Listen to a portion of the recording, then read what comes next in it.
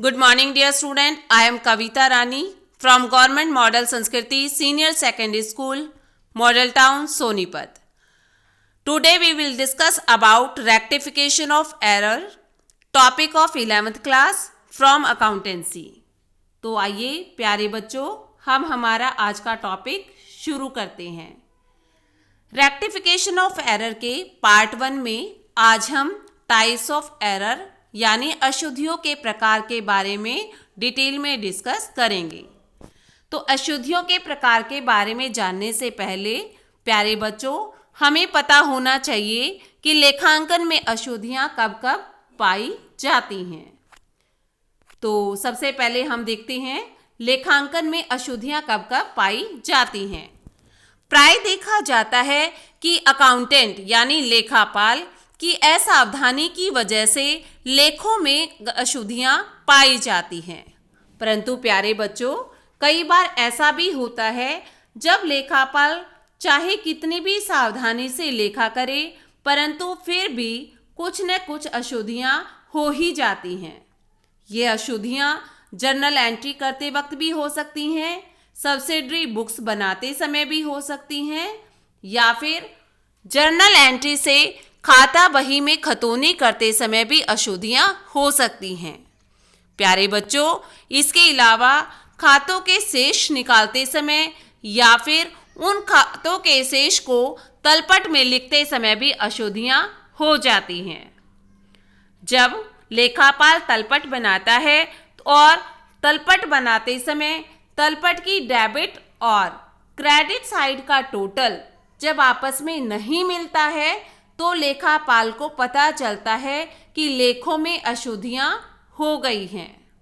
तो ये अशुद्धियां किस किस प्रकार की हो सकती हैं, तो आज हम इन अशुद्धियों के प्रकार के बारे में डिस्कस करेंगे। प्यारे बच्चों, ये अशुद्धियां दो प्रकार की होती हैं। पहली, तलपट पर प्रभाव डालने वाली अशुद्धियां, और दूसरी, तलपट पर प्रभाव न डालने वाली अशुद्धियां।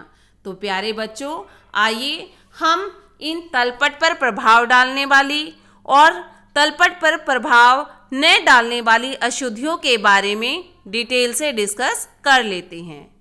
तो सबसे पहले हम डिस्कस करेंगे तलपट पर प्रभाव डालने वाली अशुद्धियां यानी एरर्स अफेक्टिंग ट्रायल बैलेंस। क्या होती हैं ऐसी अशुद्धियां?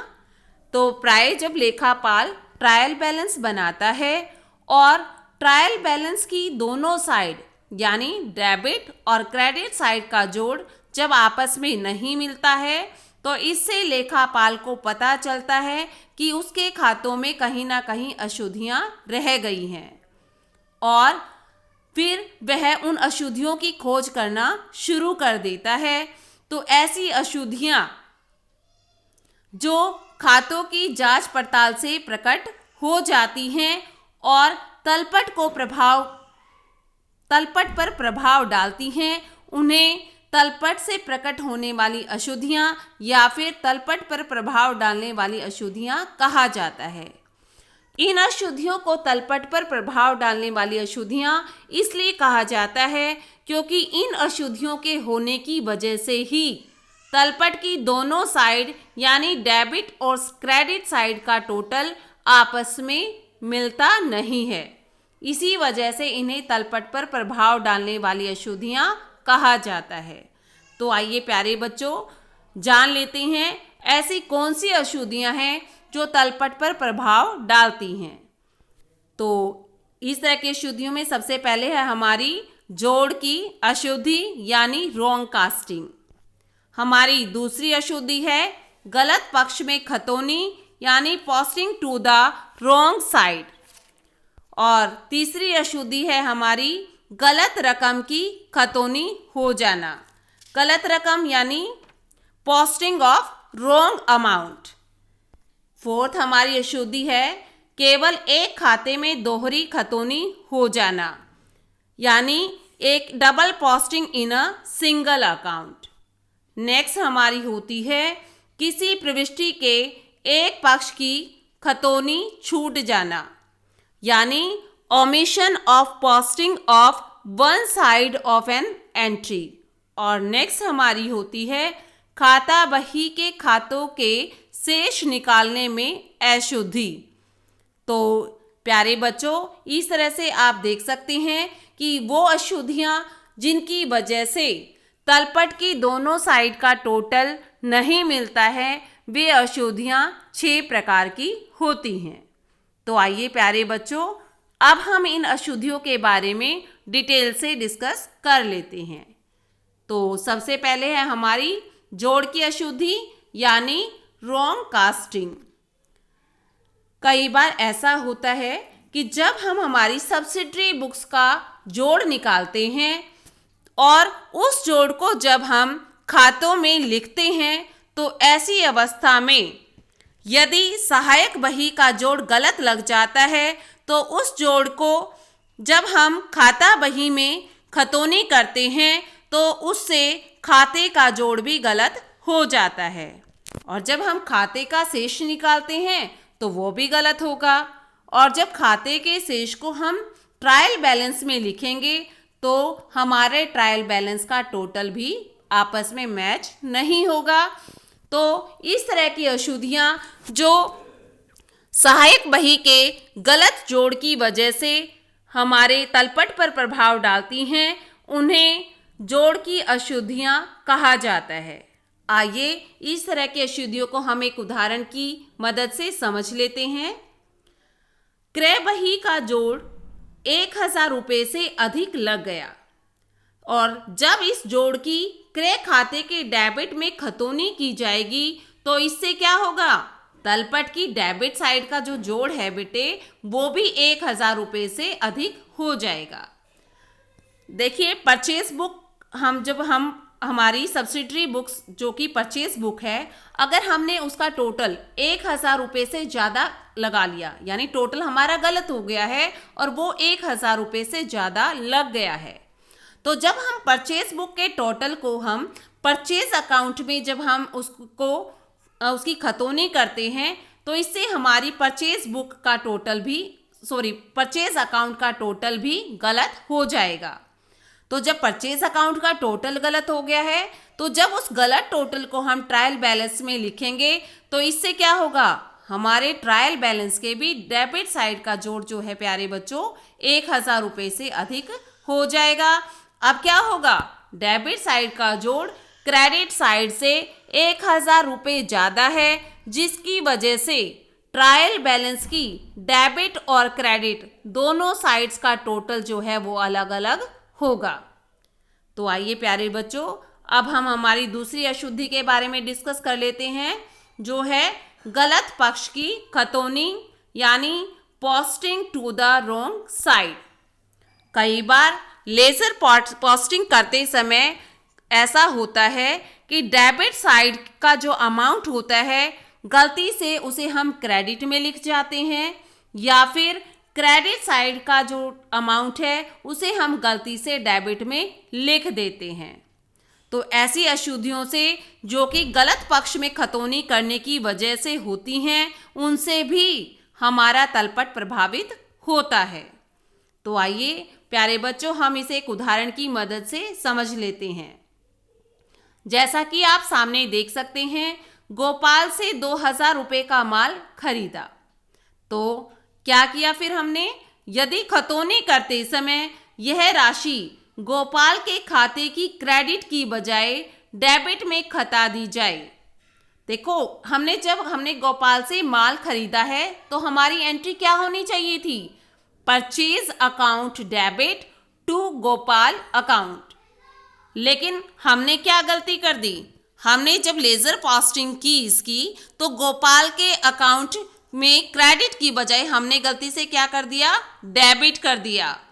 तो इससे क्या होगा, इससे हमारा तलपट की डेबिट पक्ष का जोड़ जो है वो क्रेडिट पक्ष की अपेक्षा 4000 रुपये से अधिक हो जाएगा।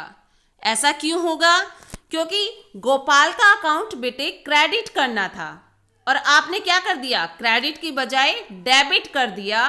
तो इससे क्या होगा, इससे हमारा जो ट्रायल बैलेंस है उसका भी जोड़, जो डेबिट पक्ष का जोड़ है वो क्रेडिट से 4000 रुपये ज़्यादा हो जाएगा। तो इस तरह की अशुद्धियां हमारे तलपट को प्रभावित करती हैं, जो गलत साइड में एंट्री करने की वजह से हो जाती हैं। तो हमारी तीसरी अशुद्धियां हैं गलत रकम की खतौनी हो जाना। कई बार ऐसा होता है कि जब हम लेज़र पोस्टिंग करते हैं तो खाता बही में हमारा डेबिट में या फिर क्रेडिट में कई बार कम और कई बार ज़्यादा अमाउंट जो है वो लिख दिया जाता है। तो इस तरह से कम या ज़्यादा अमाउंट लिखने की वजह से भी हमारा तलपट आपस में नहीं मिलता है। तो इस तरह की अशुद्धियों को हम एक उदाहरण की मदद से समझ लेते हैं। राम से 600 रुपये का माल क्रय किया, तो आपको क्या एंट्री करनी है? Purchase account debit to Ram 600 रुपये से।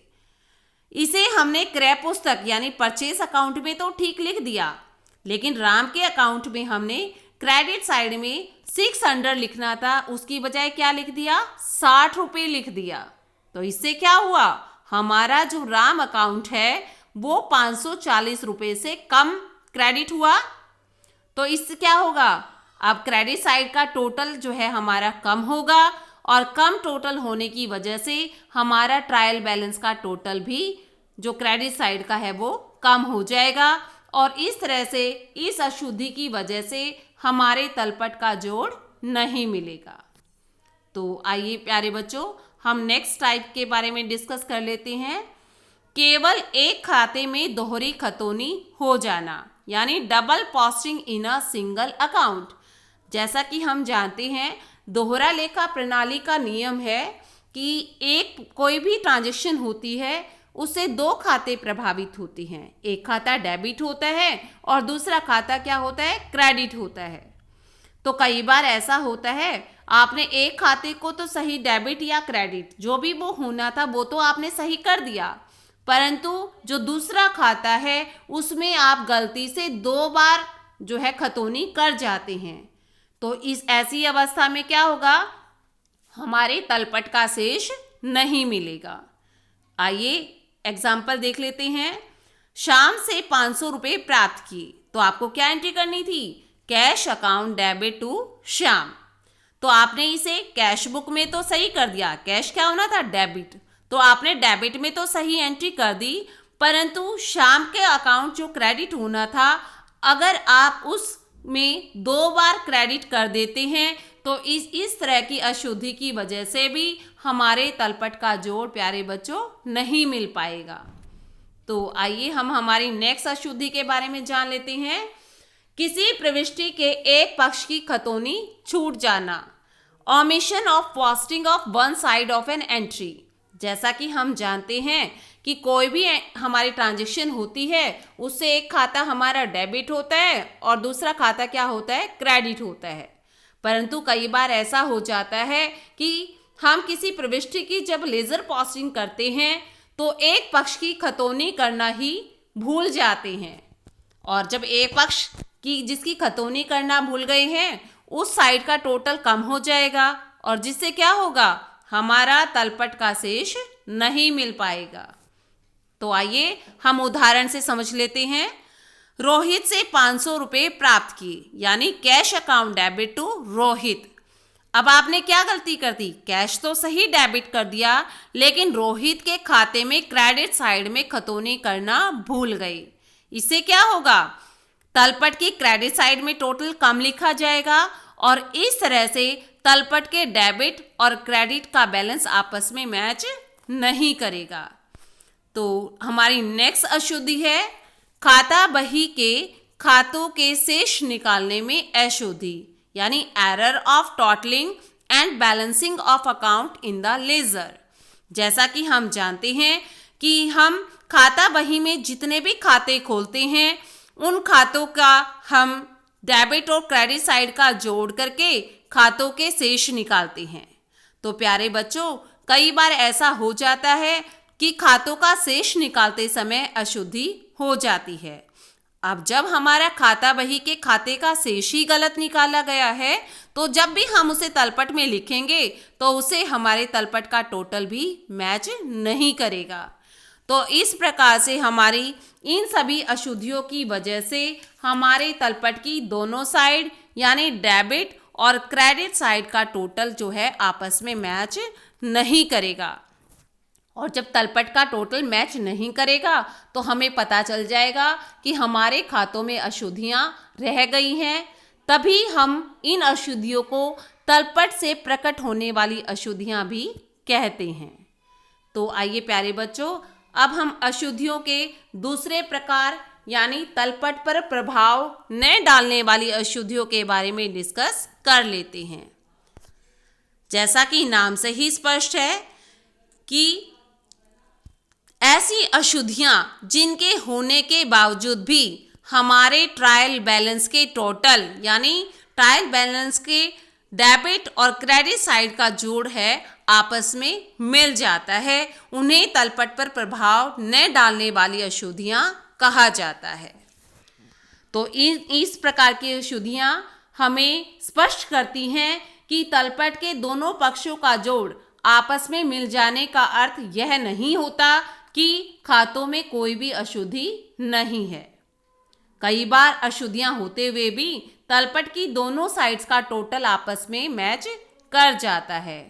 तो प्यारे बच्चों, ये कहना बिल्कुल ठीक है कि तलपट लेखा पुस्तकों की शुद्धता का पक्का प्रमाण नहीं है, यानी तलपट की दोनों साइड का टोटल आपस में मैच होने के बावजूद भी हमारे खातों में अशुद्धियां हो सकती हैं। तो ऐसी कौन कौन सी अशुद्धियां हैं जिनके होने के बावजूद भी हमारे ट्रायल बैलेंस का टोटल आपस में मैच हो जाता है?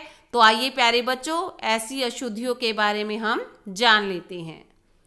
तो तलपट पर प्रभाव न डालने वाली अशुद्धियों में सबसे पहले है आपकी भूल की अशुद्धि यानी एरर ऑफ ओमिशन। सेकंड है हिसाब की अशुद्धि यानी एरर्स ऑफ कमीशन। तीसरी हमारी अशुद्धि है क्षतिपूरक अशुद्धि यानी कंपनसेटिंग एरर्स। फोर्थ है सैद्धांतिक अशुद्धि यानी एरर्स ऑफ प्रिंसिपल। और हमारी नेक्स्ट है गलत खाते में खतौनी की अशुद्धि। तो ऐसी अशुद्धियां जो तलपट पर प्रभाव नहीं डालती हैं वे ये 5 प्रकार की हो सकती हैं, जैसा कि आप देख सकते हैं। तो आइए प्यारे बच्चों, इन सभी अशुद्धियों के बारे में हम डिटेल से डिस्कस कर लेते हैं। तो सबसे पहले हमारी अशुद्धि है भूल की अशुद्धियां यानी एरर्स ऑफ ओमिशन। भूल नाम से ही आपको क्लियर हो रहा है कि कई बार ऐसा होता है किसी लेन देन को हम जर्नल एंट्री करना भूल जाते हैं या फिर उन्हें सब्सिडरी बुक्स में ही लिखना भूल जाते हैं। अब जब किसी ट्रांजैक्शन की जर्नल एंट्री ही नहीं हुई तो लेजर पोस्टिंग भी नहीं होगी, और लेजर पोस्टिंग नहीं होगी तो ऐसी कंडीशन में उन खातों के बैलेंस भी नहीं होंगे, और जब बैलेंस नहीं होंगे तो ट्रायल बैलेंस में लिखे भी नहीं जाएंगे। तो इस तरह की भूल होने की वजह से हमारे तलपट पर कोई प्रभाव नहीं पड़ता है, लेकिन हमें फिर भी पता है कि हम कोई ट्रांजैक्शन की जर्नल एंट्री, लेजर पोस्टिंग और उसे ट्रायल बैलेंस में लिखना भूल गए हैं। तो इस तरह से जर्नल एंट्री करने में या फिर सब्सिडरी बुक्स में लिखने में या खतौनी में भूल करने की अशुद्धि को ही हम भूल की अशुद्धि कहते हैं, और इस तरह की अशुद्धि का तलपट के मिलान पर कोई प्रभाव नहीं पड़ता है। तो आइए प्यारे बच्चों, हम इसे एक उदाहरण की मदद से समझ लेते हैं। जैसा कि आप सामने देख सकते हैं, हमने राम को 2000 रुपये का माल उधार बेचा, तो क्या एंट्री होनी थी इसकी? परचेज अकाउंट डेबिट टू हमने बेचा है बेटा, तो Ram account debit to sale account. अब Ram account debit to sale account, अब हमने एरर ऑफ ओमिशन की है, यानी ना तो हमने इसकी जर्नल एंट्री की और न ही हमने इसकी लेजर पोस्टिंग की और न ही हमने इसको ट्रायल बैलेंस में लिखा। तो ऐसी कंडीशन में क्या हुआ? न तो हमारा इससे तलपट प्रभावित हुआ और न ही हमें इस प्रकार की अशुद्धि का पता चला। तो इसी वजह से भूल की अशुद्धियों को तलपट पर प्रभाव न डालने वाली अशुद्धियां कहा जाता है। तो आइए प्यारे बच्चों, अब हम दूसरे टाइप की बारे में बात कर लेते हैं। दूसरा है हमारा हिसाब की अशुद्धियाँ यानी एरर्स ऑफ कमीशन। कई बार ऐसा होता है यदि हम जर्नल में या फिर सब्सिडरी बुक्स में किसी अशुद्ध राशि से यानी इनकरेक्ट अमाउंट से अगर हम लेखा कर देते हैं तो हमारी लेजर पोस्टिंग भी उस इनकरेक्ट अमाउंट से ही होगी और फिर ऐसी अवस्था में क्या होगा, हमारे ट्रायल बैलेंस का टोटल भी उस इनकरेक्ट अमाउंट से ही निकाला जाएगा। तो इस तरह की अशुद्धि से होने के बावजूद भी हमारे तलपट का जोड़ मिल जाएगा। तो आइए इसे एक उदाहरण की मदद से समझ लेते हैं। राम को 420 रुपए का माल बेचा, परंतु गलती से जर्नल में 240 की प्रविष्टि बन गई। तो ऐसी कंडीशन में हमने क्या किया, ऐसी कंडीशन में प्यारे बच्चों हमने खाता बही में राम के खाते में 240 रुपए डेबिट कर दिए और विक्रय के खाते में भी हमने क्या कर दिए, 240 ही क्रेडिट कर दिए। वैसे तो ये दोनों ही गलत हैं, डेबिट में भी 240 नहीं 420 आने थे और क्रेडिट में भी हमारे 240 ही आने थे। तो दोनों में हमने डेबिट में हमने 420 एंट्री तो हमें करनी थी 420 रुपए से, लेकिन प्यारे बच्चों हमने गलती से 240 ही क्रेडिट कर दिए और 240 ही डेबिट कर दिए। तो जब हमारा डेबिट और क्रेडिट दोनों ही रॉन्ग अमाउंट से हुए हैं तो ऐसी कंडीशन में हमारे तलपट का टोटल मैच हो जाएगा। लेकिन हमें पता है कि हमने रॉन्ग अमाउंट से एंट्री की है, तो इस तरह की अशुद्धि हमारे तलपट के मिलान पर प्रभाव नहीं डालती है, लेकिन हमारे खातों में एरर ऑफ कमीशन हो गई है। तो आइए हम नेक्स्ट अशुद्धि के बारे में डिस्कस कर लेते हैं। नेक्स्ट है हमारी क्षतिपूरक अशुद्धियां यानी कंपनसेटिंग एरर। प्यारे बच्चों कई बार ऐसा होता है एक अशुद्धि का तलपट पर जो प्रभाव पड़ता है उसे दूसरी अशुद्धि के द्वारा समाप्त कर दिया जाता है। तो ऐसी अशुद्धियां जो एक दूसरे के प्रभाव को समाप्त करती हैं उन्हें क्षतिपूरक अशुद्धियां कहा जाता है। तो आइए इसे एक उदाहरण की मदद से समझ लेते हैं। अनिल के खाते में 500 की बजाय 50 रुपये डेबिट कर दिए, यानी आपने डेबिट साइड में 450 रुपये कम डेबिट किए हैं, तथा सुनील के खातों में 50 डेबिट करने थे और गलती से आपने 500 रुपये डेबिट कर दिए। तो यानी 450 रुपये से आपने क्या कर दिया, यहाँ पर सुनील के खाते को कम डेबिट कर दिया। अनिल के खाते में जहां पर 500 डेबिट करने थे वहां तो 450 रुपये से आपने कम डेबिट किया और सुनील के खाते को 450 रुपये से ज़्यादा से डेबिट कर दिया। तो इस प्रकार ये दोनों ही खाते गलत हो गए हैं, लेकिन एक खाते की अशुद्धि ने दूसरे खाते की अशुद्धि को समाप्त कर दिया है, तो जिसकी वजह से तलपट के दोनों पक्षों का जोड़ आपस में मिल जाएगा, लेकिन फिर भी हमारे खातों में कंपनसेटिंग एरर जो है वो विद्यमान हैं। तो आइए प्यारे बच्चों हम हमारी नेक्स्ट अशुद्धि के बारे में जान लेते हैं। नेक्स्ट है हमारी सैद्धांतिक अशुद्धियाँ यानी एरर्स ऑफ प्रिंसिपल्स। जैसा कि हम जानते हैं खातों में लेखा करते समय हमें अकाउंटिंग प्रिंसिपल्स को फॉलो करना चाहिए, लेकिन कई बार ऐसा होता है कि किसी भी लेन देन का लेखांकन करते समय हम यदि सिद्धांतों का पालन नहीं करते हैं तो इस तरह की जो अशुद्धियां होती हैं उन्हें सैद्धांतिक अशुद्धियां कहा जाता है। इस प्रकार की अशुद्धि गलत रकम लिखने के कारण नहीं बल्कि पूंजीगत व्यय को आयगत मानने की वजह से या फिर आयगत व्यय को पूंजीगत व्यय मानने की वजह से हो जाती हैं।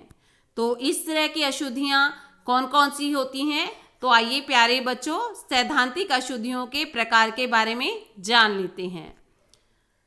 जैसा कि मैं पहले भी आपको बता चुकी हूँ कि पूंजीगत व्यय को आयगत मानने की वजह से हमारी सैद्धांतिक अशुद्धियाँ हो जाती हैं। जैसे हमने फर्नीचर का क्रय किया लेकिन गलती से उसे फर्नीचर के खाते में डेबिट करने की बजाय परचेज के अकाउंट में यदि हम डेबिट कर देते हैं तो इस प्रकार की अशुद्धियां हमारी सैद्धांतिक अशुद्धियां कहलाती हैं। इसके अलावा आपने यदि बिल्डिंग का निर्माण किया है लेकिन उसे बिल्डिंग अकाउंट में डेबिट करने की बजाय यदि हम रिपेयर अकाउंट में डेबिट कर देते हैं तो इस प्रकार की अशुद्धियां भी हमारी सैद्धांतिक अशुद्धियां कहलाती हैं। तो इसी प्रकार से जिस तरह से हम पूंजीगत व्यय को आयगत व्यय मान लेते हैं, अशुद्धि हो जाती है, उसी प्रकार आयगत व्यय को यदि हम पूंजीगत व्यय मान लेते हैं तो उससे भी हमारी सैद्धांतिक अशुद्धियां हो जाती हैं। जैसे यदि हमने मशीनरी की रिपेयर कराई है तो ऐसी कंडीशन में यदि हम उसे रिपेयर अकाउंट में डालने की बजाय यदि मशीनरी के अकाउंट को डेबिट कर देते हैं तो ये भी हमारी सैद्धांतिक अशुद्धियों का ही एक प्रकार है। तो आइए प्यारे बच्चों, हमारा लास्ट जो है अशुद्धि का टाइप है गलत खाते में खतौनी की अशुद्धि, यानी errors of posting in wrong account. यदि प्रारंभिक लेखों की पुस्तकों से यानी जर्नल एंट्री से लेजर पोस्टिंग करते समय किसी गलत खाते में किंतु सही पक्ष में खतौनी कर दी जाती है, आपने खाते में तो गलत में की है लेकिन सही पक्ष में खतौनी कर दी है, तो इस प्रकार के अशुद्धियों से भी हमारे तलपट के मिलान पर कोई प्रभाव नहीं पड़ेगा। उदाहरण के लिए राम को माल उधार बेचा, अब हमने एंट्री क्या करनी थी यहाँ पे, Ram account debit to sale, लेकिन हमने राम की बजाय श्याम के अकाउंट को डेबिट कर दिया। तो ऐसी अवस्था में हमारा डेबिट साइड का टोटल तो सही रह गया लेकिन गलत अकाउंट में हमने उसे डाल दिया है। तो ऐसी कंडीशन में तलपट के मिलान पर इस प्रकार की अशुद्धि का कोई प्रभाव नहीं पड़ेगा, लेकिन हमारे खाते में प्यारे बच्चों फिर भी गलती है क्योंकि हमने राम के अकाउंट की बजाय श्याम के अकाउंट में लेखा कर दिया है। तो इस प्रकार आप समझ ही गए होंगे कि अशुद्धियां दो प्रकार की होती हैं, ऐसी अशुद्धियां जो तलपट पर प्रभाव डालती हैं और दूसरी जो तलपट पर प्रभाव नहीं डालती हैं, जिनके होने के बावजूद भी तलपट का शेष जो है डेबिट और क्रेडिट आपस में मिलान कर जाता है। तो आशा करती हूँ प्यारे बच्चों आपको अशुद्धियों के प्रकार अच्छे से समझ में आ गए होंगे। ओके बेटे, have a nice day, thank you.